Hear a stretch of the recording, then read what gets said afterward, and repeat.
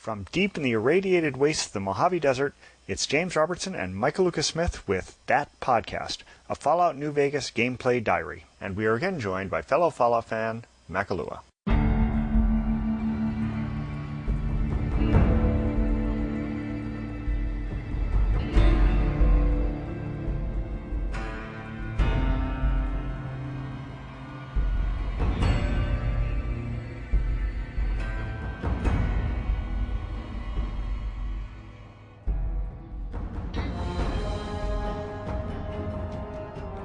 Well, I should mention that Michael's not with us because he's traveling in Europe, so he's unable to get on Skype at an hour of day that would be convenient for anybody else.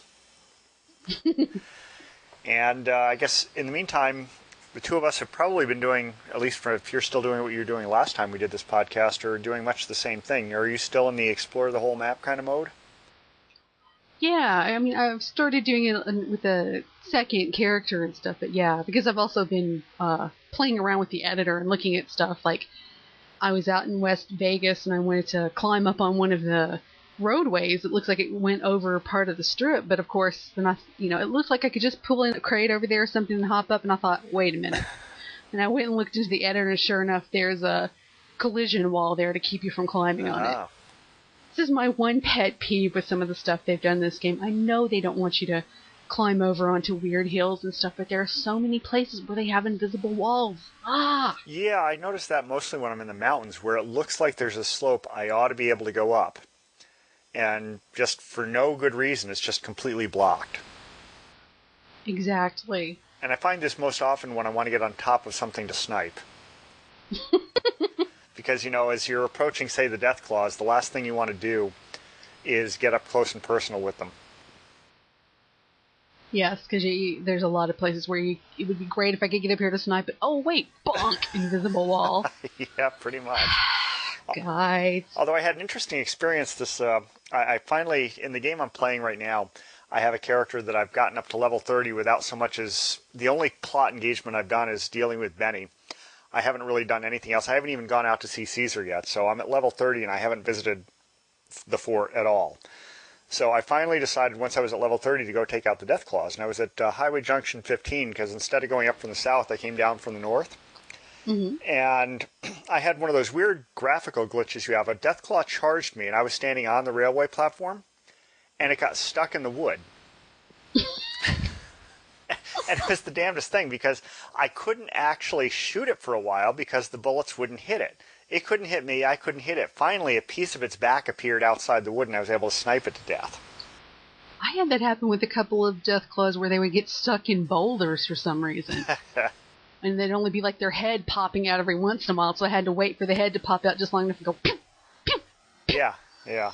It's and I suppose I should mention again just how much I dislike, or actually hate, I guess is the right word, Vault 34.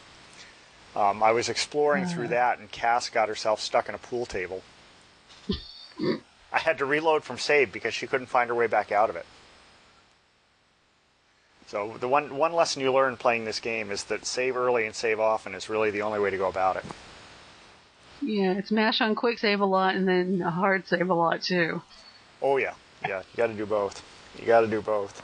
I mean, especially I played on the Mac now under Parallels, and I have to save fairly frequently because every so often I get a blue screen of death out of the thing too. Which is always exciting. So, you're playing an Explorer game. How far along have you gotten in the second playthrough? Well, I've got two characters because I can't decide which one I want to use. And with one guy, I came around the south side like normal, and I got over to Freeside, and he's got confirmed bachelor perks, so I was able to basically skip right through Novak real fast. Okay. So I had that, and I recruited Ganon, and I've gone into that guy into the 38 to talk to House, but I haven't gotten any further there. The other guy I'm doing more exploring with, I actually, instead of following the plot direction and going south, even as a level 2 or 3 character, I was still able to sneak around to the northeast and come out. That's the guy that's on the west side of the strip now. I went around to the northwest from Goodsprings. So did you go straight up I-15? No. There is actually another... I don't know what actually the number of the road is. But you want the one that goes past the cemetery. Cemetery. Yeah, Good Spring yeah, Cemetery the one up by the that Great keeps Khans. going north from there. I mean, I had to get off the road at some point because there's cazadores if you keep going straight on the road, but there's a little way I could sneak through and get around them, and then I just had to watch out for the one. I tried to come through by Vault 19, but there's a blind Deathclaw that's on that road. I actually managed to kill him once with a shotgun by running around kiting him, which was hilarious. Like 5 minutes of making circles and going with the shotgun. So you ran into the blind Deathclaws. Yeah, I ran into that one, but then I had to... There's another whole batch of them if you follow the railroad tracks. Yeah. Well, and then I tried... I had killed the guy and I was trying to go north again, but then I had a game crash. Just its random Gamebryo crash that it does every once in a while. So I had to reload, and the last load was before I fought that guy. So I said, okay, I'm not going to turn that way. And I went up towards where Chance's map is, and I ended up only having to fight a couple of fire geckos, which I had to do the running backwards kiting thing, but I managed to work. Then I got around into Vegas. Just had to watch out where the fiends were so I didn't get too close to them, but I made it out there. So did you get into Vegas itself? Had you built up enough caps to do that? He's definitely not got enough caps to do that, so I'm going to have to circle around and either do the quests in Freeside or something. Yeah, I guess if you skip Nipton, I mean, probably the major thing about Nipton is if you're going into the Uber scavenge mode, I kind of took the same tack you had mentioned you took a few podcasts ago, where I went through Nipton and I scavenged everything that wasn't nailed down. And when I got to Vegas, I had 5,000 caps. Yeah, see, it's not as difficult as people seem to think to get those first caps. Yeah, well, it's not that hard. I mean, it's a matter of being patient and doing stuff that really, I guess, to some extent is kind of boring. You have to kind of wander through the towns, pick up everything that is nailed back, and then fast travel back to whoever still has caps, because early in the game, it's pretty easy to run Chet completely out of caps. Yeah. If you keep killing things and looting every little thing you can and repairing everything you can to get the maximum value out of what you get. Yeah, and then what I found is the easiest way to build up revenue is to go find the Mojave Outpost, because Lacey down there almost never runs out of caps. Yeah, it seems like every time you go back, she's refreshed it, and I'm like, how is she refreshing it so fast? The caravan's coming through. It must be some kind of game setting. Yeah. They've just decided she always has traffic. So, but that's where you got to explore first, so that you can then have a safe place to go and sell whatever it is you find. Yeah, because there's a lot of places down there. There's the patrol station and the other gas station that's right by it, and then there's this Crescent Trench down there, which has a ton of golden geckos in there, so it's kind of dangerous. Oh yeah, that's all hostile stuff. Yeah, you got to be careful there. Another thing, probably the most dangerous quest I played in the game was, have you gone to the Thorn? I've been inside it with the other guy that's wandering around in West Vegas, but I didn't know what I was supposed to do there because I never went into it before. Okay, if you go down the steps, okay, so you go down you've got that typical black descending staircase thing. You go kind of into the center that overlooks the arena. I guess what it is down there is they've got these it's a fight club kind of thing. Only instead of people fighting, it's people fighting against Monster of the Week kind of thing.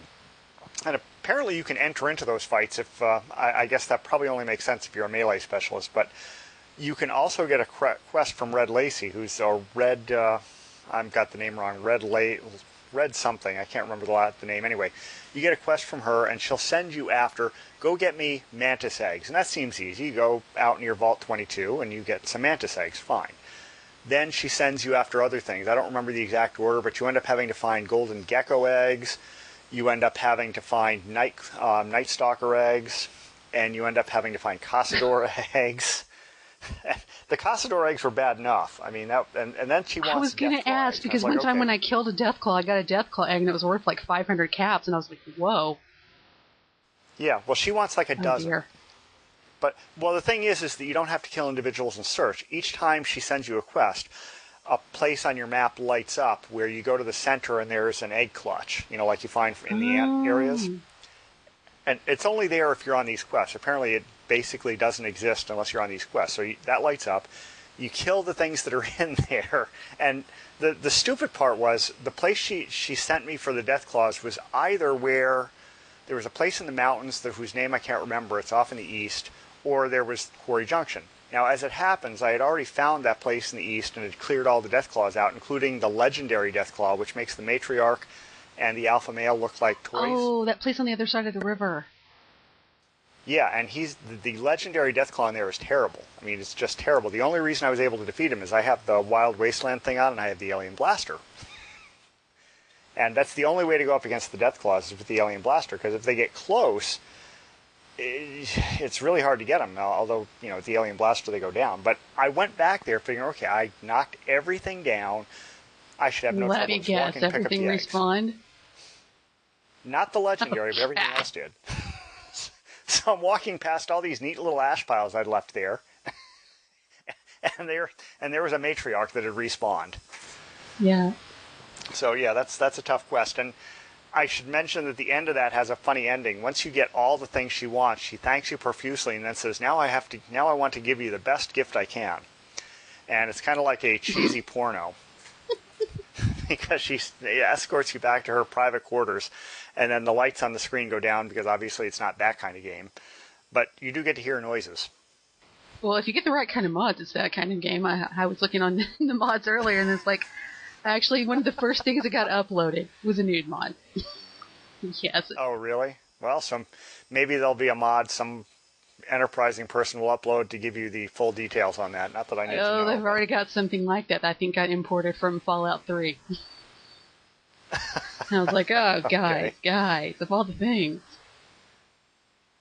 Yeah, on the mod front, do you use any of the mods other than the editor stuff? I'm still looking through, because I find things that change some of the things I want to, but they change other things I don't want them to change, so I'm probably going to have to make my own custom little thing. Like, I want to extend the recipes you can make with all the animal bits that you get.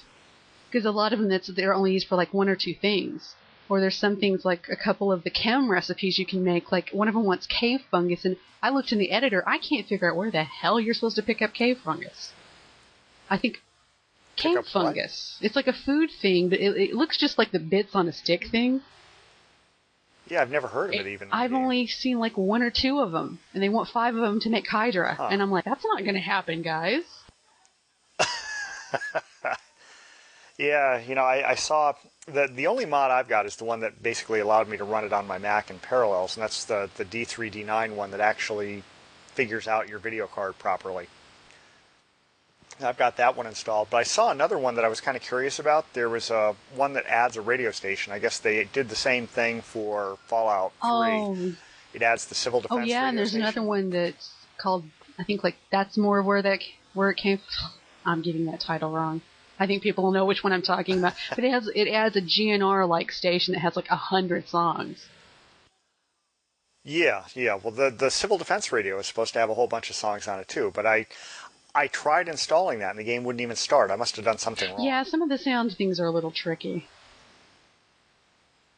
Yeah, it was just weird. I put it in, and then the game just wouldn't launch. Now, fortunately, I had been smart enough to back the entire directory structure up so that if I screwed up deleting things, I could restore it back to the state it had been in, but it turned out to not be a problem. But I was disappointed because while I like the Mojave radio, the Wayne Newton thing, it does get repetitive after a while. I was looking at the radio stations in the editor, and there, at least on one of them, I know that there was closer to like a dozen songs, but for some reason, I don't think it's getting all the way down the list, and then it starts to list up or back at the top. So yeah. And the stories don't rotate as often as they should either, because you keep hearing the new sheriff and Prim thing reiterated over and over. Or the courier in New Springs or in Good Springs recovering. It's like, yeah, thanks for telling everyone I'm alive. Right. yeah, dude, I already knew that one. That was me. So yeah, I don't know. So I guess that's what I've been doing though. I've been wandering around trying to locate all the locations on the map. And I guess Michael would say I'd been cheating because I did take the Explorer perk to make it easier on myself. I don't think that's cheating necessarily, because some of those places, if you look the wrong way, you'll miss the entrance.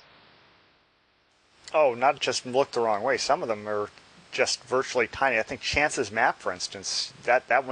Yeah, and there's a special thing that looks like a map, which I can't figure out this map, but I guess those are their hollow rocks. Right, it's a hollow rock, and you know what I found in that? I found a pack of cigarettes. Huh. I think I found some ammo in it. It must be random. Yeah, it's random, because I found, like, nothing of value. I was like, seriously? I walked all the way the hell out here for this? Just so not worth it. But here's in terms of good loot. This is kind of an interesting thing. Probably most people already know about this, but if you're at Nellis and you're on the ant misbehaving quest, the first couple times I played through that, I went back out the same way I came in. But if you go out the ramp instead, now through the tunnel that leads out by the solar array, there's a whole set of racks with ammo on it, tons of ammo. Oh yeah, I found that. And two mini nukes. Oh. And 2 mini nukes are in there. Although I didn't find a fat man in that section, I did find 2 mini nukes, which is useful. Yeah. Which brings me to one of the only bad things about hardcore is that the weight of the ammo. Because mini nuke weighs like 5. Uh-huh. And missiles weigh like 3, and some of the other stuff weighs a lot. Just ammo having weight at all is a big difference from playing it in normal mode. Oh, does hardcore add weight? I didn't realize that. It adds weight for ammo. Oh, man. Yes. That's actually more annoying than actually having to eat and drink, because you just... I was listening to the link you gave me, the other podcast, and they're going, oh gosh, I have to go here. I think they may have a bug, because they're playing 360, that they're saying that they sleep for so many hours, and then suddenly they're like completely dehydrated and stuff, and I'm going, either they are completely ignoring the warnings at the bottom, or they've got a bug. Because I decided not to play hardcore because it just sounded like it would be too annoying. That was a level of housekeeping I didn't want to get into. It's not that hard. You just keep... I just keep on one of the companions or something, or on myself before I have companions, like 5 or 10 bottles of water, doesn't matter whether it's dirty or purified. And the gecko kebabs that you can make through survival, they're only like a quarter of a weight thing. So you can carry like 4 of them, that's one weight, and they replenish your food for like 150. And you should not be letting yourself getting food things, because that's going to affect your carry weight. So basically, if you're playing hardcore, a lot of the crafting stuff suddenly becomes a lot more relevant. Yes. All the food stuff is better, and yeah. Yeah, normal playthrough, I just didn't see much of a point to the crafting stuff. It was like, okay, I'll just use a stim pack. What do I care? Yeah, because when you're doing it in the normal mode, you don't see that it has the food or the H2O replenishments on it. And that's what makes it valuable to carry. Okay. Yeah, maybe I'll try that. And I bet they're also trying to drink beer and soda and stuff like that, and all of that dehydrates you. Yeah, that came up not in that podcast, which I'll put. I should mention the name. It's the Galaxy News Radio podcast, or GNR podcast, and I'll put a link to it in the show notes. That's they've been doing podcasts, I guess, on Fallout related topics for a long time. Now they're covering Fallout New Vegas, although they're being a lot more circumspect about the plot than we are. Yeah. Oh my God! Spoilers. Basically. Yeah. I mean, I know. They're trying to not spoil it for people who may be slower to play than the rest of us are, but it was kind of funny how much they were not saying because, dude, spoilers. Well, not just that. I mean, referring to Caesar or Kaiser as Salad Man, I thought that was a little. I thought that was going a little too far on the non-spoiler thing. And No Girl. Yeah, No Girl. That was awesome too. Yeah, I couldn't figure that out. I don't know what they were doing.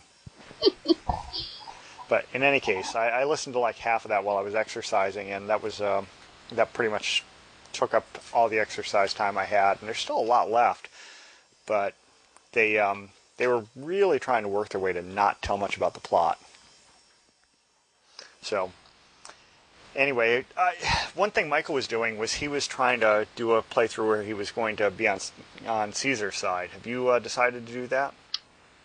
I haven't done that. I pulled my other character that I'd finished the game with, and I went back to the point where originally I had killed Benny, but then I didn't kill him and let him run off to Caesar's camp, and then I went up there to see how that goes, because that was one of the things I was looking at the editors like, holy crap, he has this much more dialogue?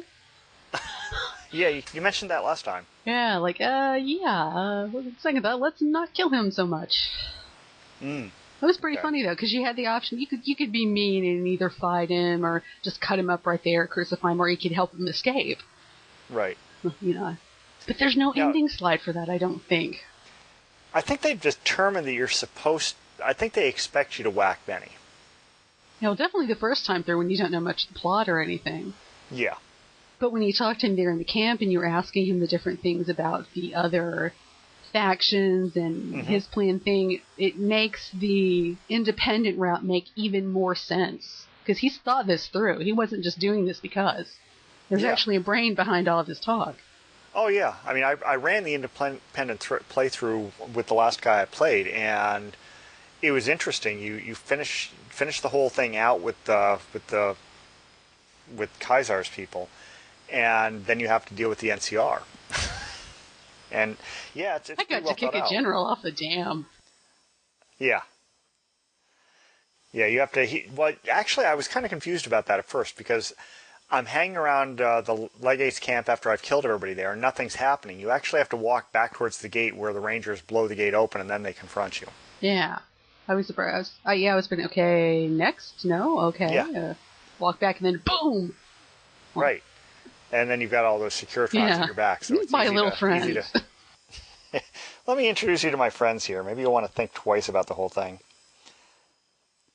So, yeah, if I had saved that playthrough at the very end, I would have tried killing Oliver to see how hard that was, but I just let him go.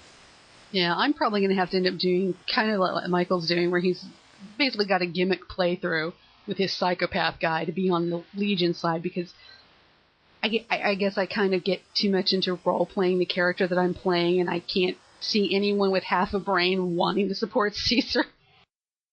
Well, that's where I got to with the guy I'm playing now. I was thinking, I'm going to get right to the point. I mean, I did actually go through this whole thing where I have purposely avoided getting too much on NCR side or too much on anybody's side. I haven't even met with Kaiser yet.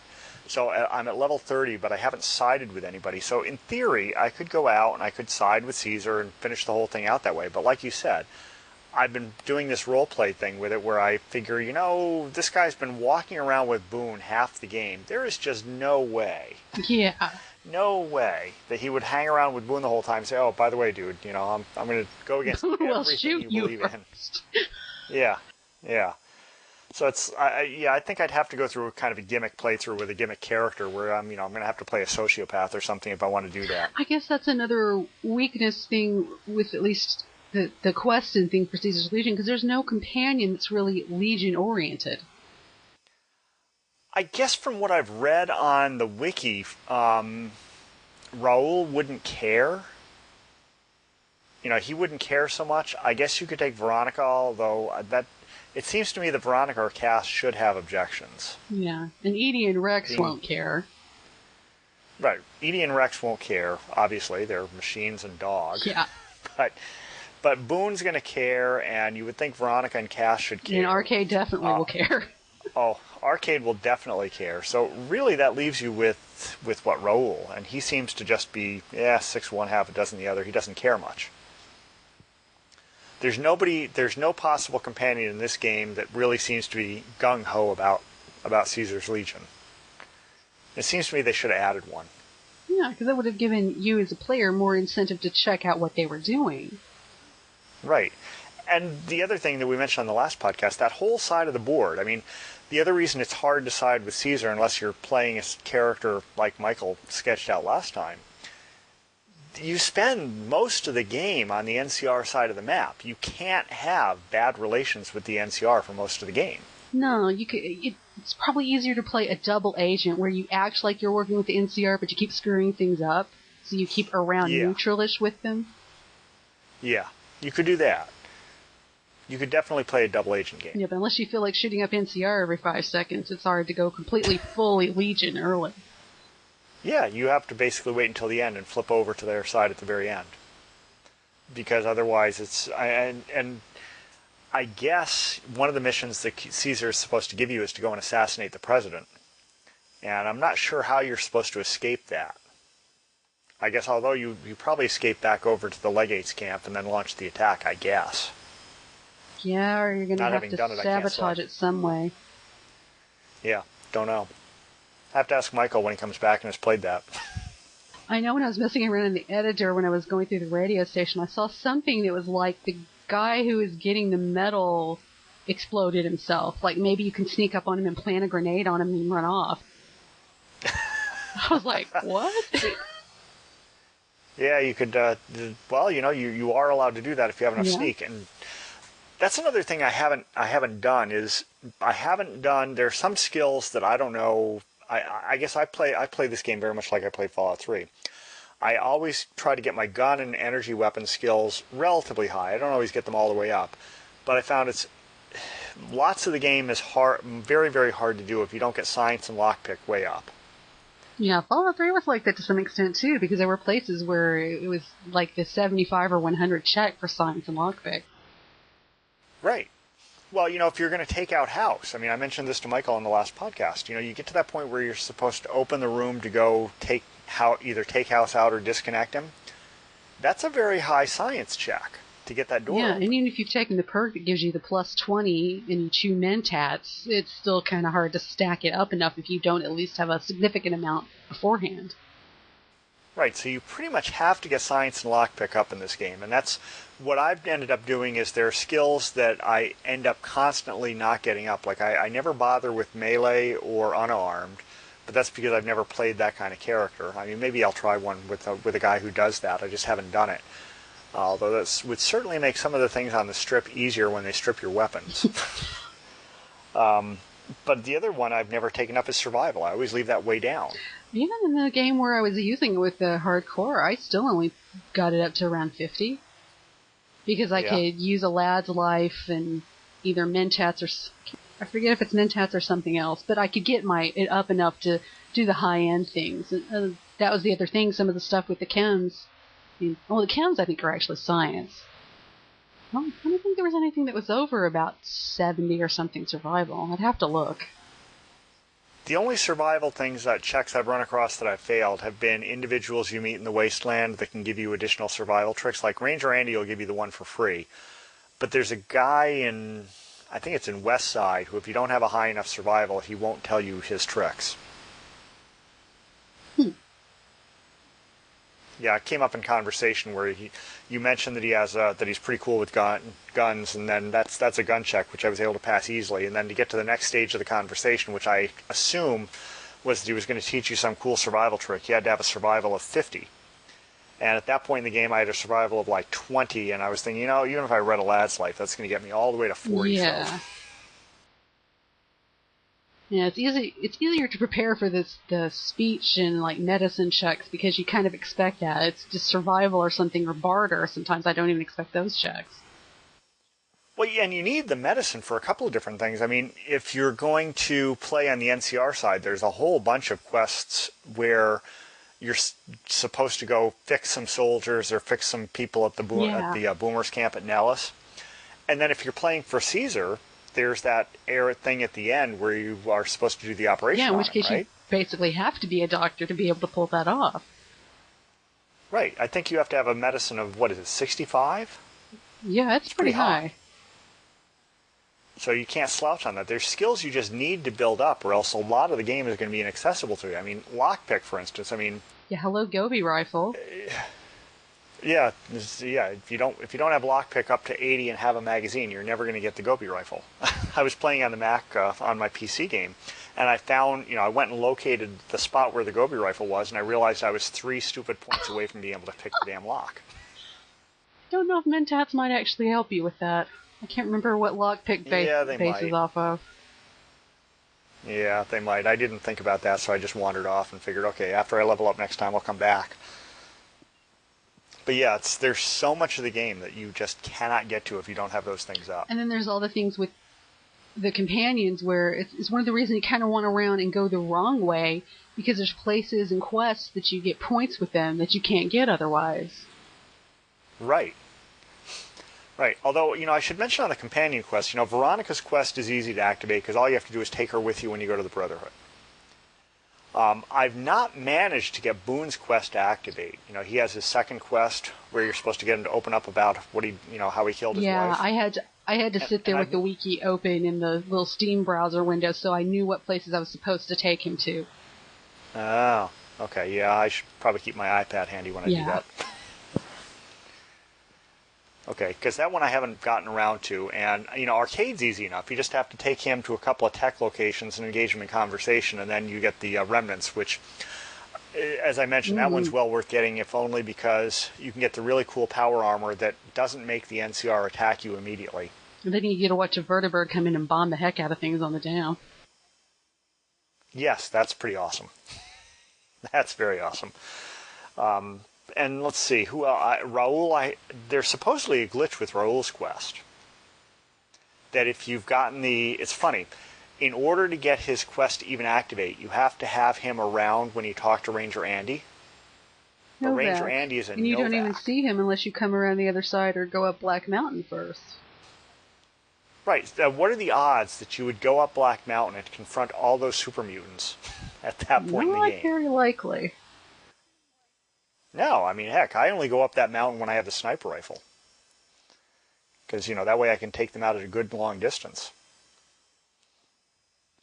See, that's an interesting glitch. I've never gotten Raul's quest because by the time I've gotten there, I've forgotten and had that conversation with Ranger Andy. Yeah, I think that only works if you're like me and you had confirmed bachelor and you skipped through Novak, so you come back to it later or something. Right. Although you can also, if you're playing on the PC, I guess you can issue a console command to reactivate it. Yes, there are many, many fun things you can do with the console. Yeah. TCL, toggle clipping on, screw your invisible walls. Yes. Oh, you can do that? Oh, boy, I'll have to do that. That is when I had much fun with, even in Fallout 3. Oh, you won't let me go this way? Hey, watch me levitate over your stupid rocks. Ha! I haven't used it this much in this game because you have to exit the game and enter back in so the achievements will count. Oh, okay. That's been the one thing that slowed me down on this from using the console.